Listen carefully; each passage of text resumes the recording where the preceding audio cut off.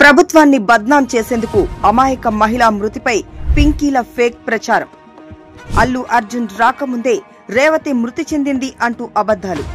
థియేటర్లోని CC footage సమయం 30 నిమిషాలు ఆలస్యంగా ఉంది అని పోలీసులు చెప్పినప్పటికీ సీసీ ఫుటేజ్తో ఫేక్ ప్రచారం మొదలుపెట్టిన పింకీలు. పోలీసులు చెప్తున్న వివరాల ప్రకారం అల్లు అర్జున్ని థియేటర్ నుండి బయటకు తీసుకొచ్చింది 12 గంటల 5 నిమిషాలకు. కానీ సీసీ ఫుటేజ్లో చూపించే సమయం మాత్రం 11 గంటల 35 నిమిషాలు. సీసీ ఫుటేజీ సమయం 30 నిమిషాలు ఆలస్యమని ఇక్కడే స్పష్టంగా అర్థమవుతోంది. ఘటన జరిగిన రోజు అల్లు అర్జున్ థియేటర్కి వచ్చిన సమయం 9 గంటల 33 నిమిషాలు. ఆ రోజు టీవీ5 న్యూస్ లైవ్ ను పరిశీలిస్తే అల్లు అర్జున్ థియేటర్కి రావడానికి 6 నిమిషాల ముందు రేవతి, శ్రీతేజ్ ఒకే దగ్గర నిల్చొని ఉన్నారు. అల్లు అర్జున్ వచ్చిన తర్వాతే తొక్కిసలాట జరిగింది.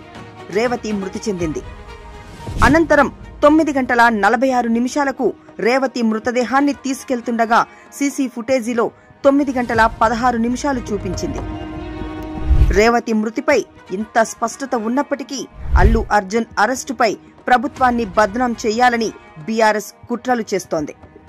వారి స్వార్థ రాజకీయాల కోసం అమాయక మహిళ మృతిపై బీఆర్ఎస్ తప్పుడు ప్రచారం చేపిస్తోంది.